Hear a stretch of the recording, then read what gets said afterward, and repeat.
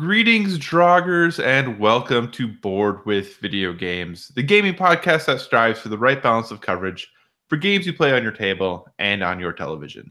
You can think of us as the Bert and Ernie of gaming podcasts. We're a proud member of the PSVG podcast network. I am one of your hosts, Kyle, and joining me on this co-op adventure, the guy who only wears vertical stripes to my horizontal. Josh, how are you doing this evening? I'm so good. I'm so good. I'm so good and tired, as always. And Sesame Street is my life now that I have a 1-year-old. So that's very topical as I watch Bert and Ernie. Well, actually, it's mostly Elmo nowadays, pretty much every day. But I'm not a stripes guy, and I'm certainly not a vertical stripes guy. Did you know, though, that, that Bert only wears vertical stripes and Ernie always wears horizontal stripes? Did you know that? Yeah, I don't know. It sounds like a Mandela effect thing. Like, I feel like I've always known it, but I don't necessarily know that I've ever seen it. Yeah. But it sounds right. Yeah, I think the reasoning something was that Bert with his vertical stripes, it makes him feel more like uptight, or the perception is he's more uptight. And Ernie with horizontal stripes, apparently that makes him feel more like freewheeling, like however it's going to go. So I don't know if that's true, like as far as why they picked up that way, but that's kind of like I'll tell you what, it's not like the Sesame Street that I remember. The Bert and Ernie have no business being on Sesame Street. They're very odd, weird characters that don't fit in now. They're very, I don't know if like the original voice actors still play them, but they definitely have a creepy vibe to them. Yeah, I could see that. I could definitely see that. But hey, you know what? This isn't a kids television show review podcast. This is a gaming podcast. So thanks so much for joining us this week. As always, if you have any feedback, questions, suggested topics, hit us up at Board with VG on Twitter. Check out all the great things that Josh posts over on the Instagram at Board with VG, also there. You can find us on the Facebook if you're still using that thing, facebook.com/boardwithvg. And we will take long form submissions if you want to send us an email, boardwithvg@gmail.com. As always, no matter the social media, use that hashtag boardwithvg so we can be one happy family and see what everybody's talking about, even if you don't tag, the act a part of us when you're posting on social media.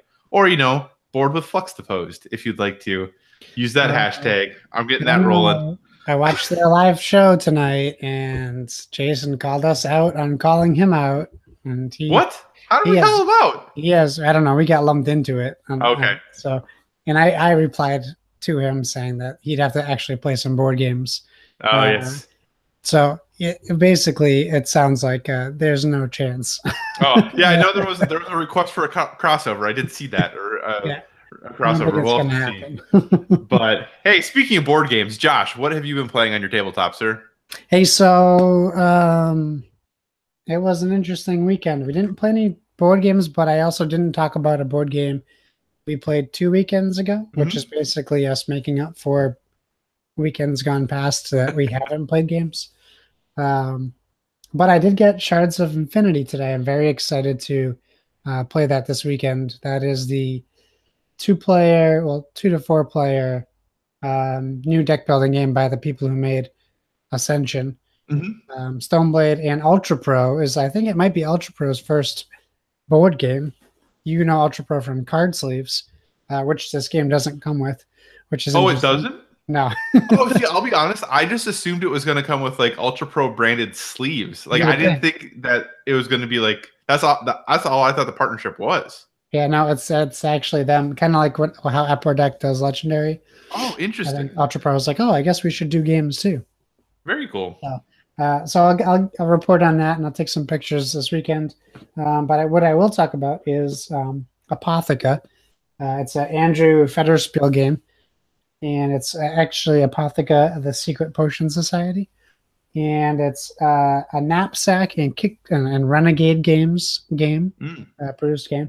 It's 1 to 4 players, 13 plus. I would say you could probably even do 10 plus, and it's about a 30-minute game. And the reason why I say you could go a little bit lower in the ages because really, the heart of the game is it's a matching game with a little bit more strategy involved. So the basic plot of the game is the plot isn't super important. You have apothecaries, and they are different classes, and they all have different special abilities. And ultimately, what it comes down to is these abilities let you move tiles around on the board. Each apothecary has a different way of moving tiles, and what you're trying to do is match the same colored tiles in the game. And as you do this, you will cover up your apothecary if you make a match. And essentially, that apothecary is considered fulfilled. And the first person to fulfill 3 apothecaries wins the game. And the board is set up. I didn't count it, but I have it next to me. So it's 16 squares. So it's 4 by 4. So 12 squares. No, 16. Don't mind me and my terrible math. Math is hard. Math is hard, especially if you're terrible at it in general. And what you do is you have potions, and there's yellow, blue, and red. Now, what these do is, as you get them, they allow you to buy other apothecaries in like a kind of like a drafting deck. And the way this works is when you set up your matches, or when you reveal a face down tile, you will get the color of the potion that you're revealing. And if you get 3 in a row, you basically collect all 3 of those, and that gives a fulfillment for an apothecary. But you can also do matches like a plus sign, which will give you actually give you a fulfillment and 1 gem of that color that you completed. You can also do 4 in a row, or you can do like an L shape. And if you do those will give you also a gem of the color you complete and a completion, which you do need eventually to buy more apothecaries. On your turn, you can only do one thing on your turn. And I'm going to tell you. So, sorry, you take 2 or 4 actions. You can either reveal a face-down tile, can use a power, you can hire an apothecary, or you can do what is called restock, and that is taking from the draw pile of potions that are face down. And if there are, you would restock up to 3 face down tiles. You can also move those tiles with your powers, even if they're face down. But the person who puts the potion face down gets to look at it before they place it. So if there's 2 yellows face up on the board already, I could put that yellow face down in the middle of those, but it could also set up my opponent to draw that card. Or you can think maybe you bluff them out and you put a red one in there so that they don't get the match, but they would get a red potion for revealing it. So it's all about strategy and setting up the tiles how you want. And it's really about utilizing the power of your apothecaries, because that's really like every game I won, it was by using my apothecary's power, but they can't be overpowered because you cover them up after you complete a set. So you can really only use that apothecary's power until that set is complete. And they do a good job at showing you on the apothecary the movement of the tiles. It's not too difficult to figure out. They pretty much show you a board and where you're going to be moving those tiles. So I thought it was pretty easy to learn. It's one of those games where we didn't really have to go back to the instruction booklet too often, unless it was kind of like clarification on the power of the apothecary, which they do a good job at the back to give you a full, like, bigger size picture of each one. They also go into the lore if you're really curious. They give you a backstory on every apothecary, which I thought was interesting. I didn't read it, but it's a very nice looking game. I mean, the components are very good. The cards are great. The art is incredible for the apothecaries themselves. I wouldn't say the board is super mind-blowing, but they did put on like that glossy detail to certain parts of the board, so it kind of does stick out a little bit. So I would say it's a good game. I got it on a Board Game Geek auction for $20. I think that's a good price. Okay. I think the game is probably 40. I would say that's a little high, I think, unless you have kids who are interested in like the magic kind of stuff that isn't necessarily Potter. And it's a little easier to pick up and play. So like And it's Magic the also one Gathering, you player. mean? No. It's also one player. So, I mean, for those people out there like Jason Lacey who thinks he can't play games unless he has other people to play with, this is a game you could play. There's a lot of single player games out there these days. There are. And we'll get him. We're gonna if he ever does a beer trade again, I'm just gonna sneak some board games into his shipment. So I'm gonna kind of pull an audible here and do things a little bit differently than we usually do, and I'm going to insert a question/email that we received right now because it fits, I think, pretty well. So you did a great job, Josh, of being on the Twitter, and as soon as Amazon posted their sale for International Tabletop Day, you were on it, you were tweeting it out, you were getting people excited for it, people were ordering things, you ordered some things, other people tried to order things, but they were sold out, so their orders got canceled. Lots of orders and things happened. But as a result of that, we got a question from Splig, super listener that he is, at Dopalicious on Twitter, and he wants to know, A, any other big deals for Tabletop Day, and B, how are you celebrating? And I don't think we've talked about this at all, that International Tabletop Day is coming up. So yeah, this Saturday. Yeah, this Saturday. Are you doing anything for it? Are there other deals that you're looking for? What are the plans for International Tabletop Day? There will be more deals. It's just a matter of who and when. I mean, keep your eye on Miniature Market and Cool Stuff Inc. You might. I wouldn't be surprised if Barnes & Noble does another like 20% off coupon this weekend, if you're a member. Because, I mean, we thought that they were getting out of the game. Remember they posted it. I got an email from them.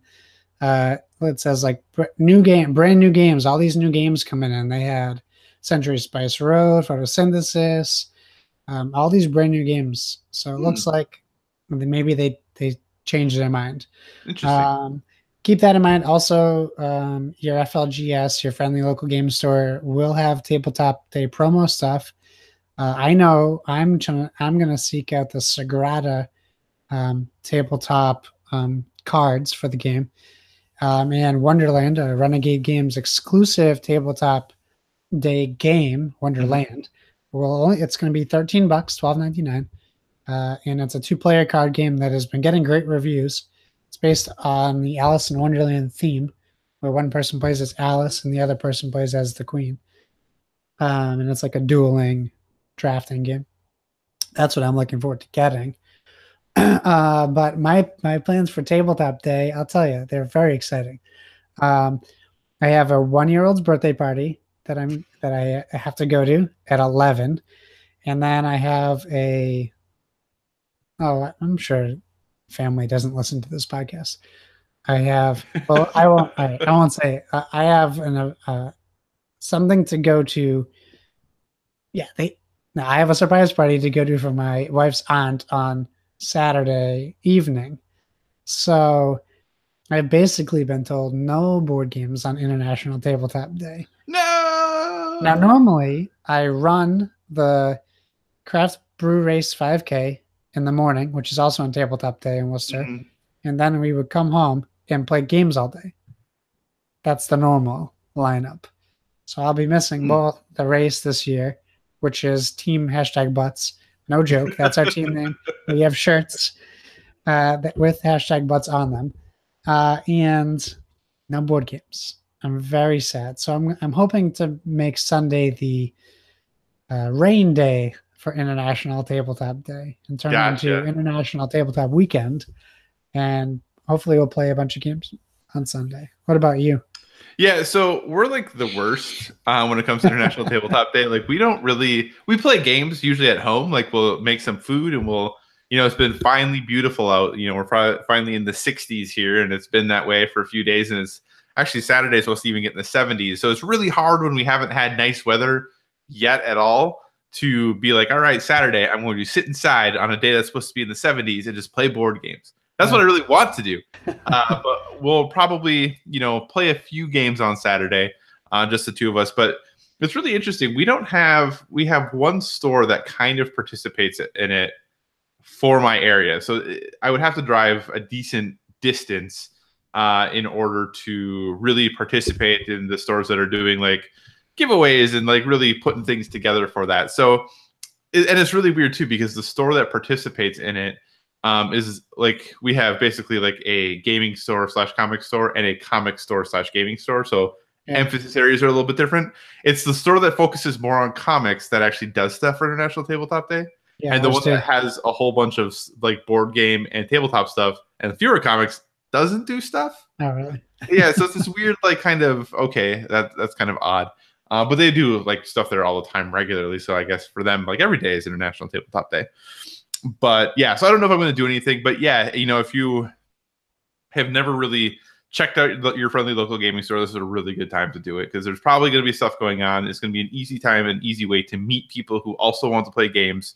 But yeah, there probably will be other deals too from Miniature Market. Cool Stuff is doing like their anniversary sale right now, which and there's like 4 board games in it. Yeah, like, nothing good either. Yeah, Rattle Battle Grab the Loot is like $9 again. That 4 game. I'm gonna play that one day. One day you'll play it. I look forward to the day that you play it. So Splig, get out there, play some games. I think he ordered some stuff off of. Yeah, and Mystic Vale got canceled on it. I know because it was. I mean, it was such a good deal. $25 for Mystic Vale is incredible. That is a good deal. It's a great game. April 20 tomorrow, Mystic Vale Conclave. Have you seen that? No. And it's a huge box. It fits all the expansions. Plus, it's an expansion. Oh gosh, I have all the other expansions. How did I not know about this? So it'll fit all the. I started on a Dice Tower unboxing, and I was like, "What is that? I need that." It's a huge box. It looks really nice. Full expansion in it, plus all the room for all the other expansions. Okay, so in the base game.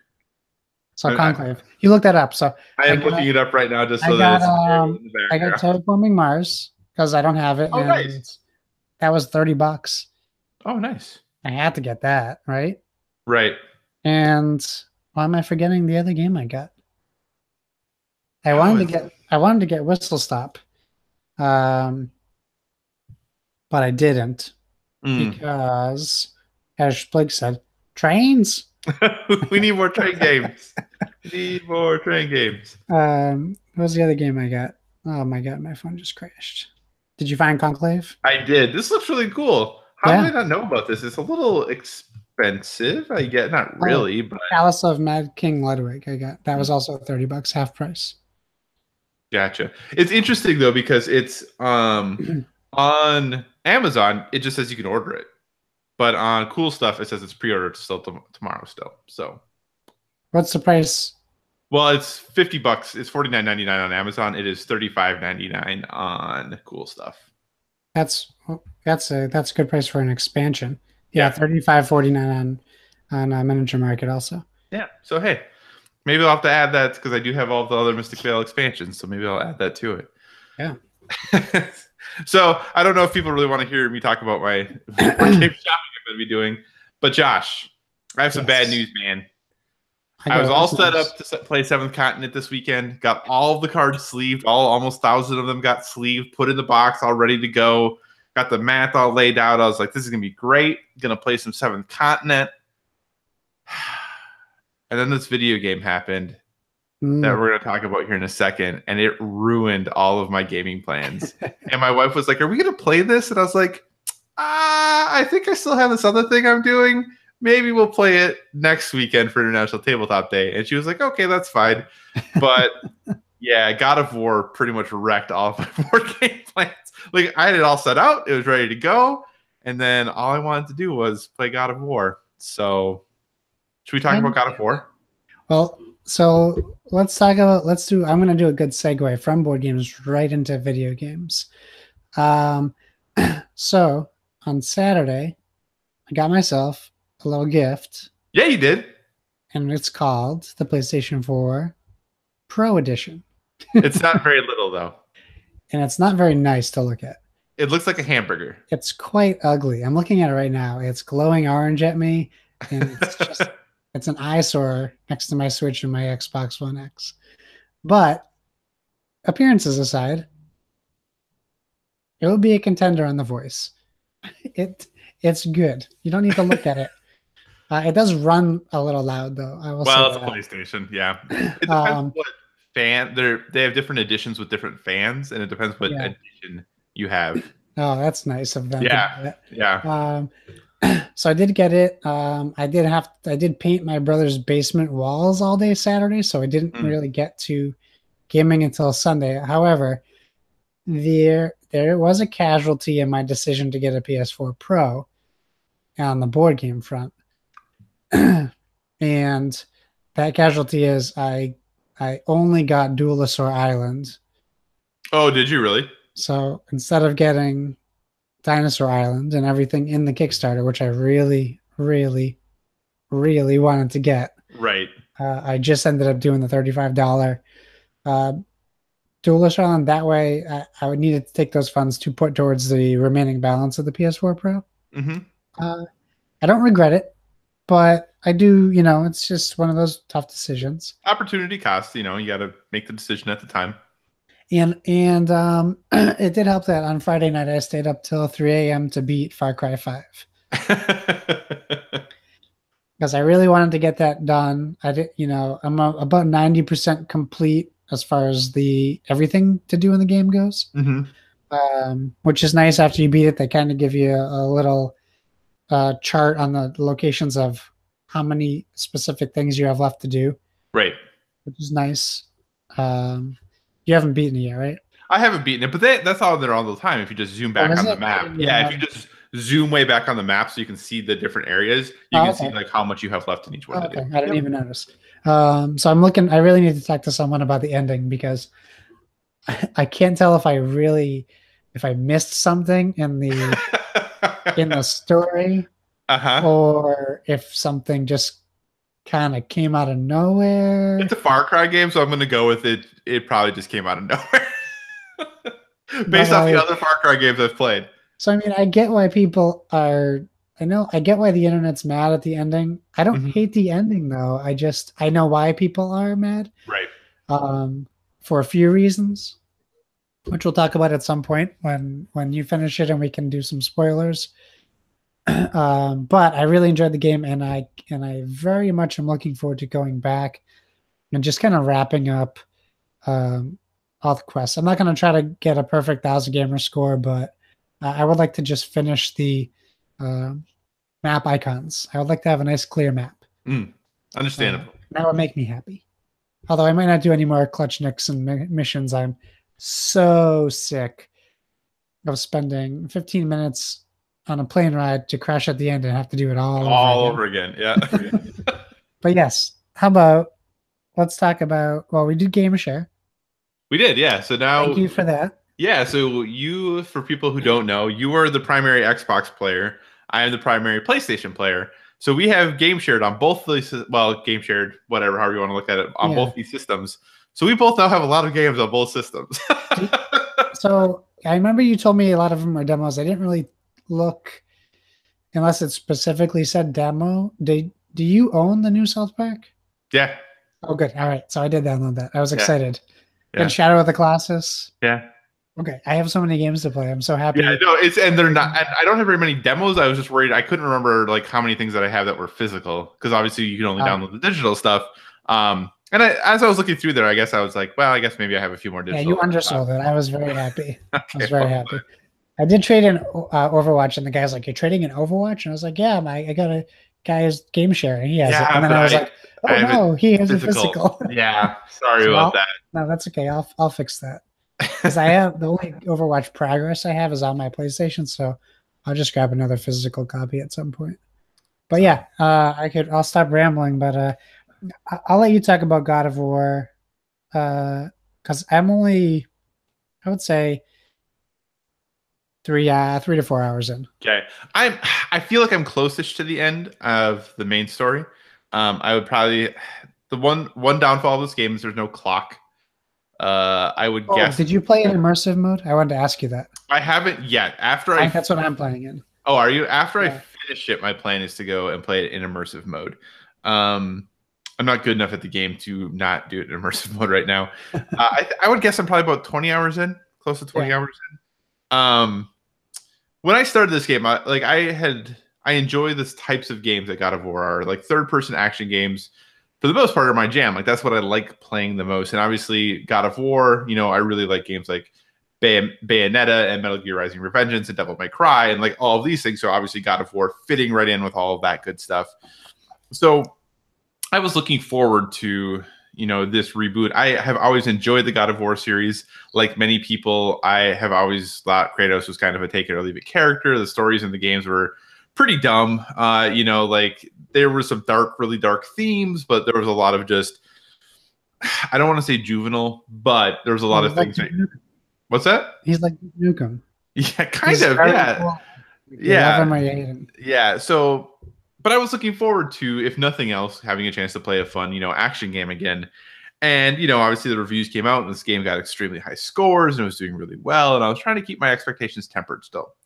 And then I started the game.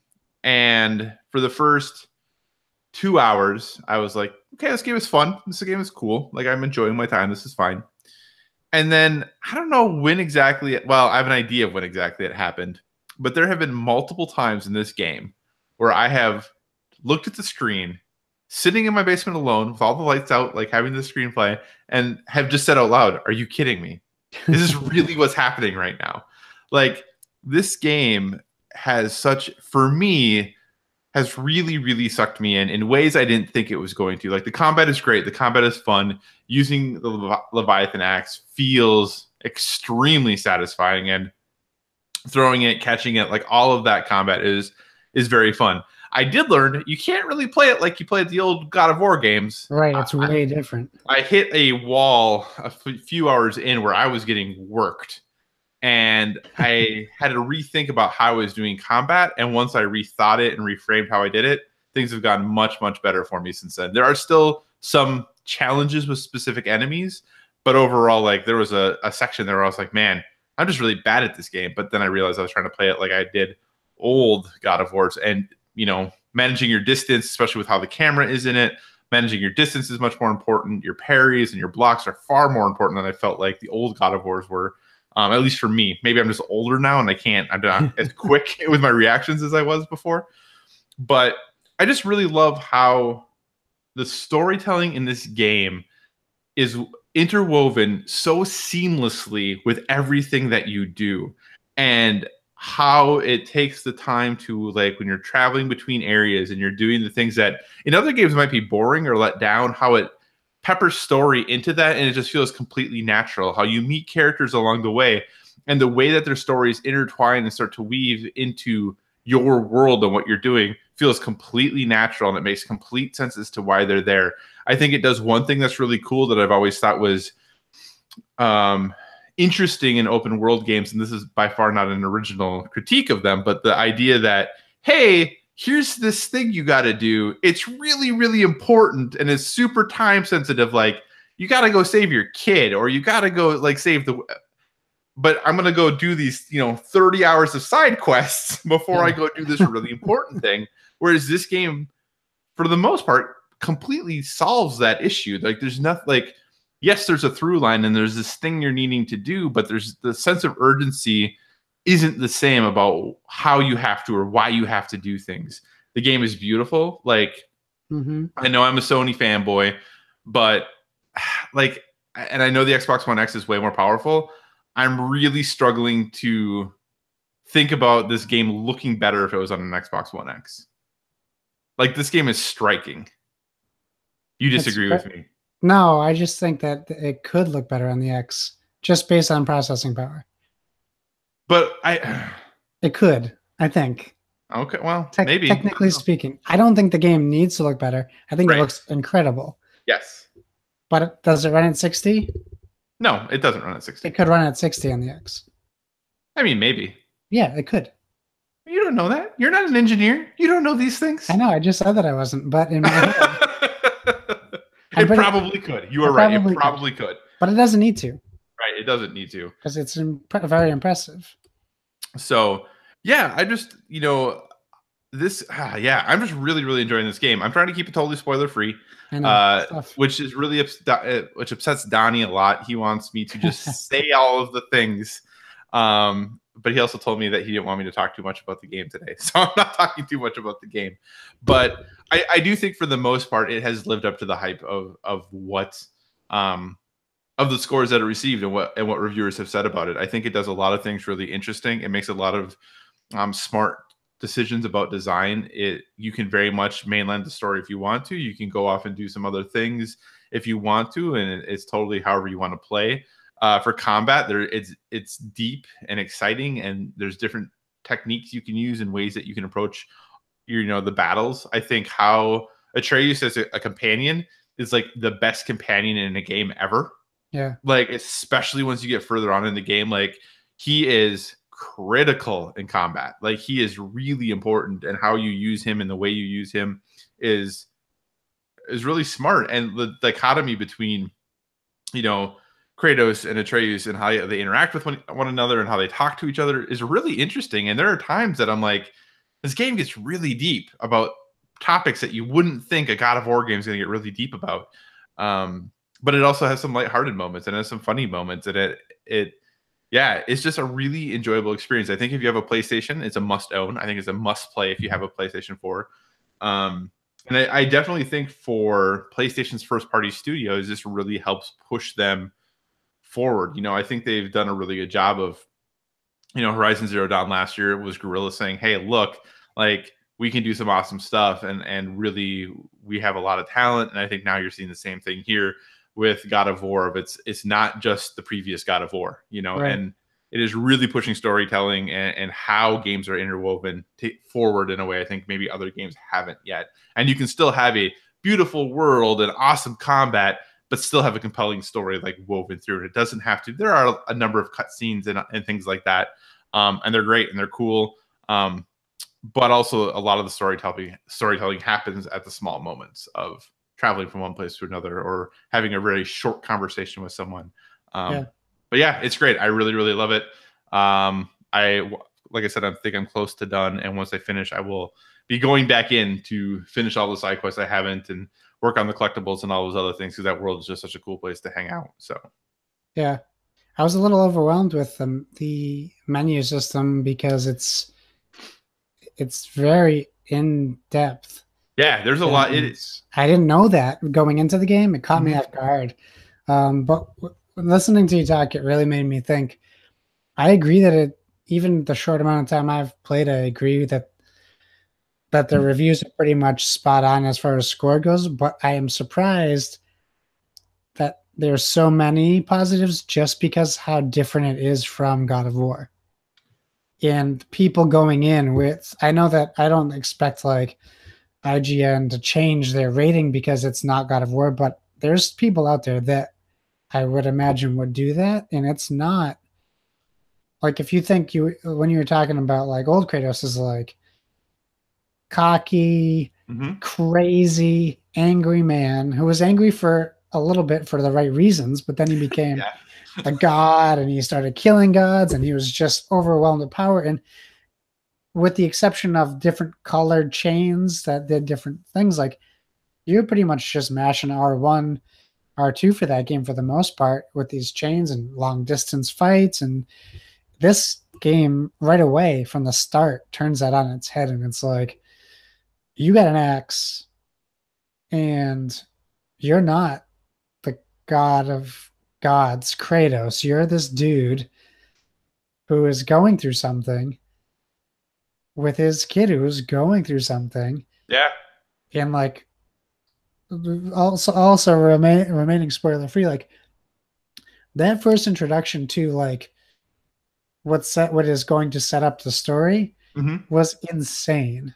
Yeah. And exciting, and because you didn't know what was happening. Yeah. And it was really cool, and it made me want to learn more. And then like with your son, if you press square, he fires arrows at enemies, and I would find myself just mashing square even when there's not a fight anymore, because I'm so used, like, because you have to press square at the same time that you're blocking and attacking and dodging, like. So like I'd be like walking around and I'm mashing square and he starts screaming and I'm like, oh God, what's happening? And, oh, it's me. I'm doing that to myself. But I really enjoy it. And it took me some time to figure out, like in one of the first fights, like there's a part where you you can't use your axe really to do any damage, Hmm. but then all of a sudden, like 5 minutes, 10 minutes later, you could have been using it the whole time, and I didn't realize. So I'm in this fight not using it, really, and then Yeah. die a couple times, and then I'm like, oh, Yeah, I enjoy like, and that's I think it feel like the going from like the axe to like just your bare fists, like it feels totally different too. Like about yeah, how you play and the way you do, and the like the skill trees are different. But you're right, the menu system and like the upgrade system and everything is far more in depth than I thought it was going to be. And it's a lot more complicated too, because and I it's had this very conversation with complicated. well, and I had this conversation with Donnie too of like sometimes you're like, okay, I need to do, like this is the next upgrade, but it lowers these other things. I don't want that to happen. Yeah, So do I just stay with this underpowered like waist armor? Because yeah, it's gonna boost my strength and my defense, but it's gonna knock down my cooldown and my luck and my whatever, and I don't want that to happen. yeah. So it's like it is actually quite a bit more complicated and way less straightforward. They put some Dragon Age in our God of War. They did a little bit, and I will say too, like the one thing that I shouldn't say I wasn't sold on, but I didn't think was going to matter that was making a bunch of to do before the game came out was the whole single shot camera. Yeah, Like, and I was like, whatever, that's cool. That's like a thing. I've seen some movies that are single shot that are awesome, like because of the movie standpoint of it. But I'll say this is a thing I never thought I wanted that I'm totally glad they gave me. Like this is awesome. Like especially once you get further in the game with some of the story things and some of the God of War, like especially if you think of like God of War 3 and the opening of God of War 3, how epic it is and yeah. awesome it is. Obviously with this tight camera, it takes a little bit away from that. It never really backs up too far. Like it pretty much stays like right there the whole time. But even further later in the game, there are some still epic moments of using this camera in this way. And instead of saying, oh, everything like Kratos is really little and you see how big this thing is. So that's why the sense of scale comes from. Now the sense of scale comes of like, well, I know how big Kratos is because the camera's right there and I can't see the head of this thing. Like so it like does like Yeah. It totally just shifts the perception and the way that you're looking at things, and you think of things being epic in a different way.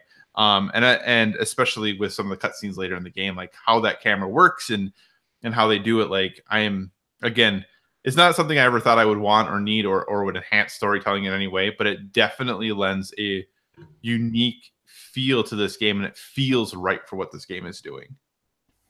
So, Yeah. God of War, play it if you have a PS4. I never tell anybody to buy a system for one game, but there's plenty of awesome exclusives on PlayStation that this should be the tipping point for you if you have not gotten to that tipping point yet, because there's plenty of awesome things that you can experience only on PlayStation. So yeah. Not to mention the Detroit demo came out today. Yeah, the Detroit demo came out today. That Which game I downloaded. I haven't played it yet. Yeah, I'm not doing anything else with that game until the game comes out. I'm pretty much sold on it. I didn't put that in one of our stories that we're going to talk about, but maybe we'll talk about that in the future. And PUBG's Miramar map is out on Xbox right now. Well, you guys are what's going on right now. You guys are listening Thursday, so it's available now. Right. I'll check your time zones though, because it's like Sea of Thieves, where you can only play at certain times. It's running through May 6th, but this weekend event ends on Sunday. Right. And it'll pop back up next week. So we're going to just do we'll just talk about, for the topic of the show this week, we're just going to talk about some news things that have happened over the last few weeks. We like to do this every few episodes where we just kind of cover and brief some of the news stories that happened. Some of them are things I've prepared. Some of them are things that I've just thought of while we're talking. So I'm just going to throw some things at you, Josh, and we'll just talk about them a little bit. NPD came out for the month of March, and Sea of Thieves was number 2 on NPD. Now, from what I know, that doesn't count Game Pass, so that's just $60 copies sold of Sea of Thieves. Yeah. What does that surprise you? Where did you think Sea of Thieves was going to be, and what impact do you think Game Pass had on Sea of Thieves sales? Obviously, Far Cry 5 was number 1. So yeah, I don't know. I think while not everyone, while a large group of people were quick to kind of say Game Pass was going to take away sales from developers, I just wanted to see what happened. I didn't want to kind of assume that, and I think we saw that it didn't in this case. Right. They sold when the first week they posted numbers, they sold like 2 million units in the Right. first like week. That's unheard of for a game like with this reputation for what's going on with Game Pass and everything. Um, I'm surprised it's still held up those numbers after what I would consider negative press for 2-3 weeks after that release. But people are still loving the game, and I get the people that do love the game. I get it. It's a clan mentality game, right? You have a group of people, you do these things, you have fun. It's very social. People are still finding new and fun ways to be innovative. I saw a picture today. Some guy took a picture of 250 treasure chests laid out on an island that him and his crew got, and they like made it in a design, and they were like, this game is your imagination's your limit. There's still plenty of things to do in this game. So for me, I'm still up if people are like, you want to set sail, but right now I'm like, I'm moving on. I know I have the game, so I don't have a rush to necessarily play it every day. Right. No, absolutely. It was an interesting month though, because MLB The Show was number 3, which was surprising. Like I was really surprised that that's big. Yeah, for them it was the biggest release for MLB The Show ever. So they did really well. And then Ni no Kuni 2 actually finished in the top 10, which also surprised me because that game to me is pretty niche.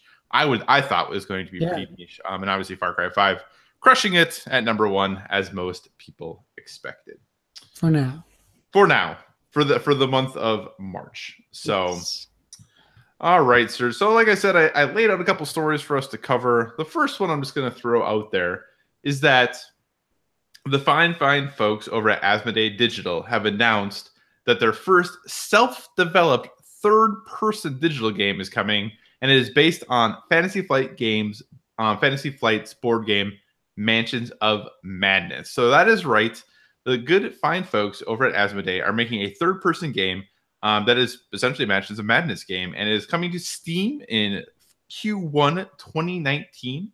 You can see it on the Steam page right now. It does have a page. I was really excited because it showed like there was a video, so I was like, "Oh, this is gonna be awesome! I'm gonna watch some trailers of what this is." And then it literally is just a 30-second trailer that has the logo. There's nothing else. But there are screenshots from it, so you can see some screenshots of what they're looking to do, and it looks pretty cool. What are your thoughts about Asmodee Digital, who has done some excellent board game apps, now kind of jumping into this more substantial, like third person, like following behind the person? I don't want to say action game, but like making it more than just like a touch interface of like, hey, here's an app with some touches. What do you think about all this? I'm looking at the picture right now. It looks cool. Yeah, I mean, it looks pretty awesome, right?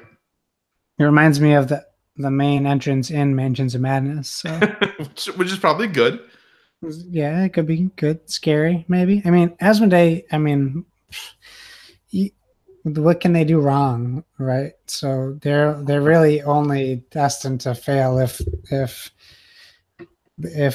that's in the cards. Like, I don't think that there's going to be any, and it's PC, so they're pretty much able to do whatever they want with no limitations, which is probably the best place to start with that. I do know Call of Cthulhu is coming out on the PS4, but I don't know anything else about that game. I think it comes out in May, though. But as far as like them moving to, it seems like the right fit from digital board games to full-on games. And this seems like a good game to start with, too. Like it really, yeah, thematically, it's perfect for video games, especially with the boom the horror gaming stuff has been going through. Like, it fits right in there, and you don't see a lot of like the Cthulhu stuff in video games for the most part. And if it's in there, it's not really a reference to like Cthulhu war, like a Cthulhu lore. It's just kind of like resembling monsters from those stories. So, like I said, you can play the awesome twin stick shooter Tesla versus Lovecraft. Yes. Yes. And awesome. Any cool story you'd like to share, good sir? Yeah, you know what? I was looking through this list. The one that really caught my eye, and it was more of a it's about time kind of news story, which I'm super excited about anyways. And it's Asmodee again. Asmodee introduces the Modern Classics line, which is awesome. It's such a no-brainer that this should have been done 3, 4, or 5 years ago when board gaming started becoming what it is. Mm-hmm. And essentially, they teamed up with Days of Wonder, Z-Man Games, Fantasy Flight, Catan Games now, I guess it's called, which is it's you know I guess interesting branding. It makes sense. Right. You know what you're getting with Catan Games. Right. But basically, they're putting out a Modern Classics line of games, um, and they don't give a full list of them, but it's Ticket to Ride Europe, Catan, Carcassonne, Dixit, Pandemic, and Splendor, to name some of those are what they named. There'll definitely be more, but I think it's great because for people, even for people that ask us questions, uh, even you can't really even go to Target now and just buy, like, go to their board game section and be like, oh, this must be good. No, because even now Target has a bunch of games. So Right. you're still having questions at a place like Target. Now you can kind of just look and see, like, oh, essential board games, or, what is it called again? Modern Classics line. Mm-hmm. If people start hearing about it and it's advertised correctly, we're going to get a lot more gamers because more people will play Ticket to Ride. More people will play Dixit. And the more people that play those games that never have will basically pay it forward and become board gamers, Right.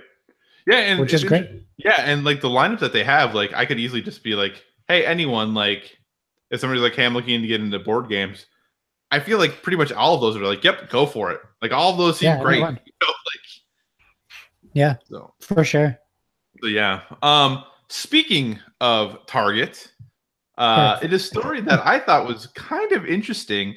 Red Raven Games has announced that their upcoming release, Megaland, is going to be exclusive to Target. You will only be able to get this game in Target. If you're not familiar with Red Raven, they are they produce quality games. They did Near and Far, Above and Below, Islebound, Klondike Rush. Like they've done some really good, solid games in the past. And it's kind of interesting, to see Ryan Lockett, come out and I think Mallory's listed on this one too. Come out and say, hey, we have this new game. We're a prolific hobby board game company, and the only place you'll be able to get our game is Target. What are your thoughts on that? I think it's great. I think it's funny, first off, because obviously, what do I do when I go on the internet? I look at comment threads. Right. The amount of hate that they're getting, I think it's real funny because Fog of Love was one of the highest reviewed games of last year or this year at the first quarter of the year, and it's exclusive to Walmart. Mm-hmm. And no one was pitching a fit. Maybe because they were all Kickstarter backers like I was, but like there was no news, no fanfare over it being exclusive to Walmart. And I remember Daystar was saying, well, this is just a start to retail exclusives. Target will be next. They didn't say what, and I don't know if they necessarily had the foresight for this, but I think it's great for Target. Right. Because Target has given them that money. And these guys aren't, it's probably, I wouldn't assume it's a forever exclusive. This will be sold aftermarket for sure in places like Board Game Geek, and people will be trading it. It will also raise the value up for trade, like for math trades. Yeah. So I think it's going to get more people into Target, and that's what Target wants for their board game section, which is what they're trying to revitalize. Could a Red Raven have made the game and just sold it? Yes, for sure. They got Near and Far, Above and Below, the Islebound. You have all these games that have huge fans, but they're in one lane. There are all these fans of this one genre of game. Right. So this is going to open that up. Hey, guess what? I got Megaland for my kid. It's awesome. I just found out they make 4 more games with the same type of art and characters. Now I'm going to go to Red Raven and I'm going to spend, the rest of my money on these games. So I think it's smart for them and good for them. That's what I say. Yeah, no, I think it's kind of interesting. And, I can't remember what show it was, but we were talking about how, man, was it at Gen Con last year, or maybe it was at I can't remember what the show was, but we're talking about, or no, it might have been New York Game Fair, Toy Fair, that they were talking about how Target was taking pitches for games. Yeah, Toy Fair. Yeah. Yeah, New York Toy Fair, that they're, Target was there taking pitches and listening to people, trying to sell them on their games. And so it seems like, obviously this would have had to happen probably sooner than that, like, or earlier than that. Yeah. But it seems like, this might not be the last. I think that they have Bob Ross, The Art of Chill. Was that a Target thing? Yep. So I think, obviously this isn't the first game, but I definitely don't think this will be the last game that we're seeing as a Target exclusive. But if you think about it, and this could have even been, maybe they had this game done. Maybe it was going to be a Kickstarter. That's true. Like all these people who are doing Kickstarters, they could try going to a retailer also. I don't think it's any form of selling out. Right. Which is unfortunately, what people are branding this. But I don't see that as the case, because they could have just put this on Kickstarter. Maybe Pandasaurus goes to Target next, or Walmart. Like, yeah, you never know, and I don't think it's a bad thing. If you want to get, if you don't have a local game store close to you, this is bringing those games closer to you. You can go to Target and get Game of Thrones Catan now. Mm-hmm. And it's an $80 game, which they're charging $80 for. Right. So yeah, no, for sure. Hey, were you a big fan of Choose Your Own Adventure books? Yeah, I'm so excited about this. Awesome. Well, why don't you talk about it? Okay, so there is actually a Choose Your Own Adventure graphic novel series up on Kickstarter, which I almost backed like 7 times. Is it? I didn't even know is it still up there? I think it's either ending soon or it has ended. I will look while you talk about this story. It looks so awesome. If you can't find it, I can find it easily. Which is appealing to me. So this is a Choose Your Own Adventure board game. Before I even really got into it, I saw that it was $20. That's awesome. Mm-hmm. Right away. That's easy to get into for anybody, which is great. So it's called House of Danger, and it's by Z-Man Games. So they're a very well-established publisher. You guys know them from Pandemic. Mm-hmm.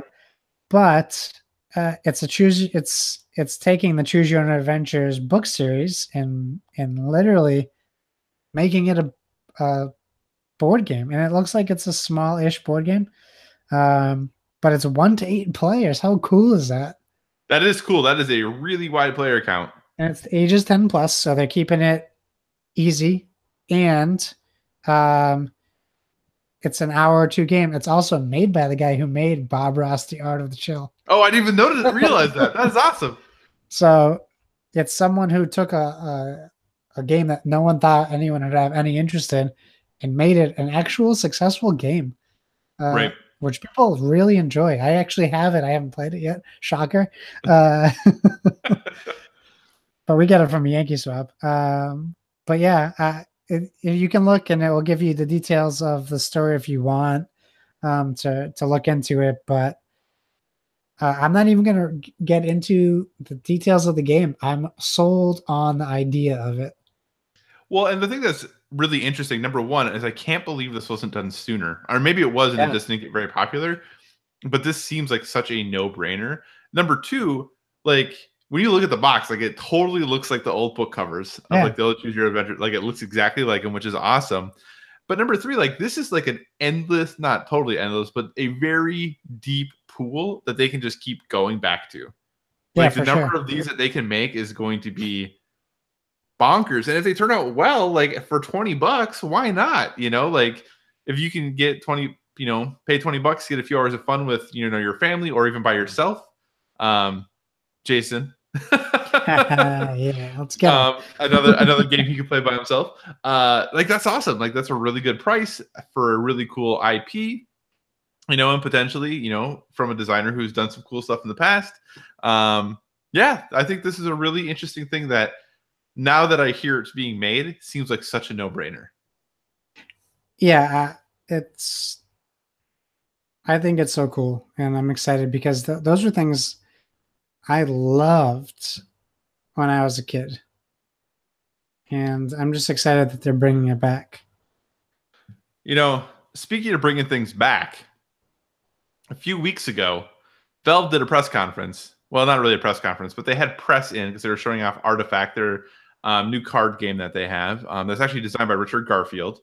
But it's the card game set in the Dota universe. And while they had the press there and they were showing off the game, one of the things Gabe Newell said was that, hey, Valve is going to get back into publishing games. We're going to be a game studio again. And apparently one of the ways that they're going to do that is just buy studios that make games instead of doing it. instead of doing it themselves. And it was announced over the weekend that Valve has acquired Campo Santo, the folks who made Firewatch, which I really enjoyed. I thought Firewatch was a great little, we had a huge discussion in the Discord about what you call these games.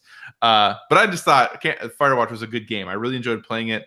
I know the end was a bit of a bummer for some people for that game.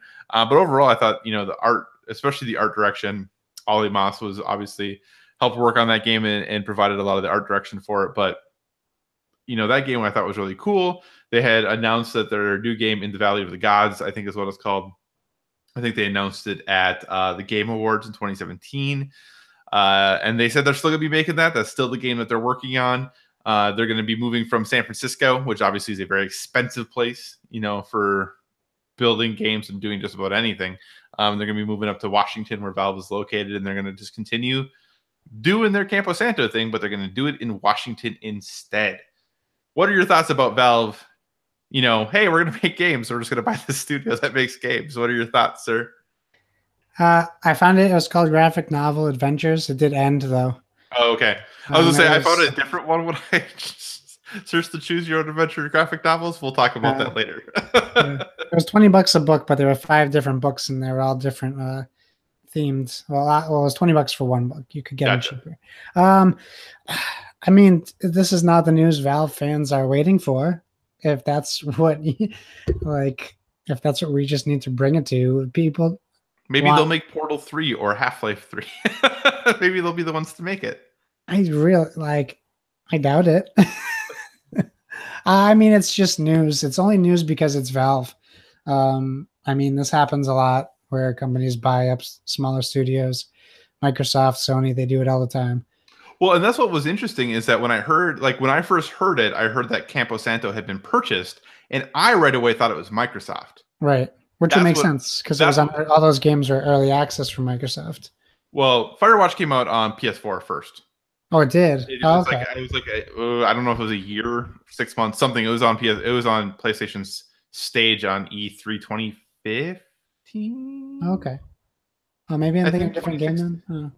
Yeah, but anyway, but yeah, I right away especially with Phil Spencer had been talking about they're looking at really upping their first party production and that they knew that games are important. When I heard that they had been purchased, to me right away I was like, oh, that's a perfect fit for Microsoft. It fills a niche that none of their studios do. And then it was like Valve, and I was like, oh, well, I mean, yeah, it's something that Valve doesn't do either because it's making games. So yeah, which I shouldn't say because they obviously have a couple very successful products out there. Well, remember how popular Orange Box was too on the consoles? Yeah. It's not out of the question for Valve to do console gaming. Right. No, absolutely. And this still definitely could come to consoles. I don't think them being acquired by Valve means this is suddenly just going to be a Steam only release. So right. Valve likes to make money. Yeah. I mean, we all do.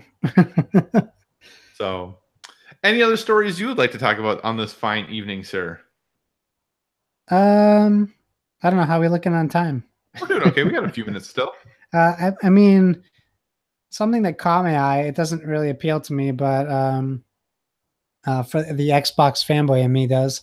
So you can now earn Xbox achievements on the Switch in Minecraft, which is my brain was like, it doesn't compute. Yeah, I think it's when the new patch comes out, which maybe already did. Maybe it's coming out in May. Yeah, I think so. I think it's an upcoming thing. So what are your thoughts? Is that gonna get you to buy Minecraft on Switch so you can earn some achievements? No, I feel like Coach Mo will. Yeah. But no, I don't have it. I mean, I don't want to say Minecraft isn't for me. I've just never tried Minecraft. Mm-hmm. It just doesn't appeal to me. I could play it and love it, but I'm not like going crazy over the achievements. I thought for a hot second that I was going to beat Coach this month in achievements, and then because he was only 75 gamer score ahead of me, but now he's like 675 gamer score ahead of me. That was as of yesterday, so I'm sure it's higher now. So it's great for the achievement lovers who have both consoles. I just think like every time I see something like this, I'm like, come on, Sony, get on board with everyone. What? But this perfectly tells you why Sony said no. Can Does you it? imagine Sony saying, yes, sign onto your PlayStation and then sign into Xbox Live to earn achievements? But it's a 10-year-old game. That is owned by Microsoft, which clearly they're saying for the online portion, it has to go through our stuff. That's fair. Of course, Sony's going to say no to that. Do you think Microsoft would say like, yeah, Sony game whatever, yes, we will totally allow our people to sign on to our Xbox and then have them sign into the PlayStation Network and start earning trophies in your system? Okay, I get it. You know what I'm saying? Like, that's not what I meant. I didn't mean it that way. I just mean whenever I see news about platforms working together, it gets me frustrated that Sony isn't involved with the Fortnites, the Battleborns, the whatevers. I understand that there's situations like this where Microsoft owns Mojang. I get that. I wasn't thinking of that because I just don't associate the two together. Right. But that makes total sense. But every time I see a story that involves crossplay in some form, or companies working together, it frustrates me. I understand it's a money game. I get it. But when there's so many people that want this thing, they're not going to lose money on Fortnite. Were you super frustrated in the PS3 360 generation when PlayStation wanted crossplay and Microsoft said no? Yeah, but different people were running Microsoft then. Just saying. I'm not saying PlayStation. Had they said yes then, none of this would have been a problem. You can't look at you can't look at the multiplayer infrastructure from the 360 PS3 days and say that everything would have went great. Now they can do that easier. Oh no, it worked back then too. Not great. I don't know how many PlayStation 3 days you couldn't get on the network, and Xbox 360 days that the network would be down for nights. That's plural. True. That's true. It is definitely more stable today on both fronts than it was back 10 years ago. I imagine it would be a lot easier to have these things working together via servers. Yeah. No, not that I'm making excuses for Microsoft. I don't agree with what they did. I owned both systems then too, and it would have been awesome if I could have played Call of Duty cross-platform. I don't think we'll ever see it, though. I don't think we'll ever see it. Yeah, I don't know if we will. I mean, the big thing is whoever is in front, like it doesn't make sense for them to do it. People still want that like Chimera station where it's Sony, Microsoft, Nintendo system. That will never happen. It's not going to happen. Right. Well, and I do wonder, like, just from and I don't know if we'd ever get the answer from a money standpoint, because they're businesses. From a money standpoint, what impact would that have financially? I don't know the answer. Right. We'll have to all go to the Oasis, and then the Oasis will buy Nintendo, Sony, and Microsoft individually, and then just take out the character licenses and put them in virtual space. That is very true. Very true. So the final thing we'll wrap up with then tonight is that, hey, we're just a few weeks from at this point away from E3. And it looks like all the press conferences, for the most part, are starting to kind of get settled out and shaken up, and we have an idea of what our E3 week is going to kind of look like. And it's starting earlier and earlier all the time, it seems like now. But excuse me. So EA again starting on Saturday, June 9th at 11 Pacific time. They will be doing their press event from EA Play. So obviously, probably going to be seeing the new Battlefield, which was already announced that will be coming out this year. Anthem will probably be there. Hopefully, I'm sure the sports games will be there. Probably, maybe something from Star Wars will be there, and then maybe a surprise. Get some booze from the Star Wars fan. So, but I guess all those things probably will be there, and so it'll be interesting to kind of see that. Then Microsoft is sticking with their Sunday, so it'll be Sunday, June 10th at 1 Pacific time. The Xbox has said that this is going to be their largest E3 ever. Things like that always make me wonder, what does largest mean? Right. You know, most number of games, most number of square feet that you're Square overtaking. footage, yeah. Like what is, and even if Sony said that, I'd be like, well, what does that even mean? Like that doesn't Largest number of Forza cars shown on stage right. at one Well, time. 3 cars on stage this time. But I'm actually really excited for Microsoft's press conference this year. I think that Microsoft has been doing a lot of really cool, forward-thinking things, and it's going to be interesting to see what exactly they have up their sleeve this year for it. Are we going to see the new Gears of War? Are we going to see the next Halo? Kind of what is all going to happen at that show? Well, Coalition's doing a new game. Well, I've heard, are they doing? So I've heard multiple things, and maybe you can correct me because you know much more about Xbox than I do. I have heard that Coalition is doing a new thing. Yeah. But I've also heard that potentially Coalition is split, and that there is a new game being worked on, and there's also a Gears being worked on.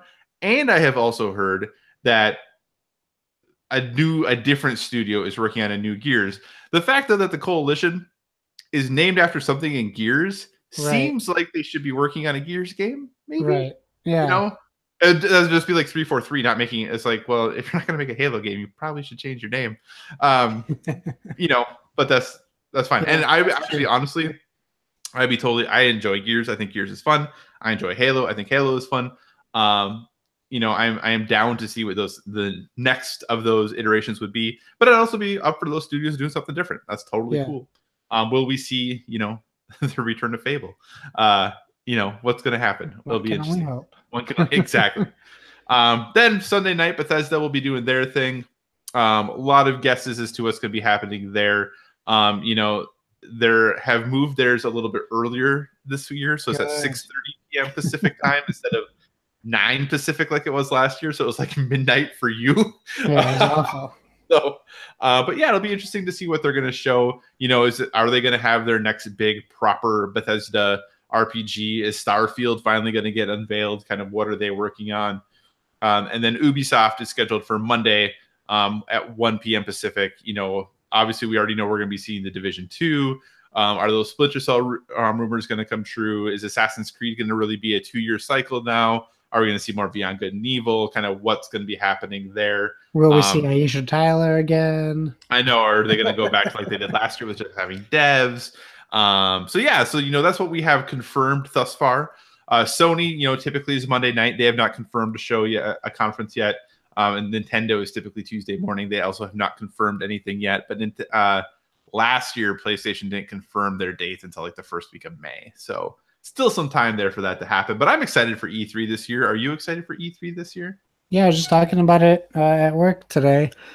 I think it's the first year that I can remember for a while where we don't have to worry about new console or reveals. I'm just kidding. We better not. We don't have to worry about new hardware, new peripherals, new infrastructure, new all this, that, networks. Maybe with the Switch, maybe we'll get some like news on Virtual Console or on network that works.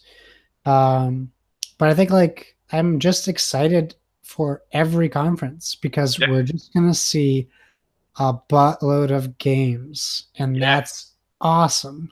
That's the best scenario for E3. No jabs at other companies.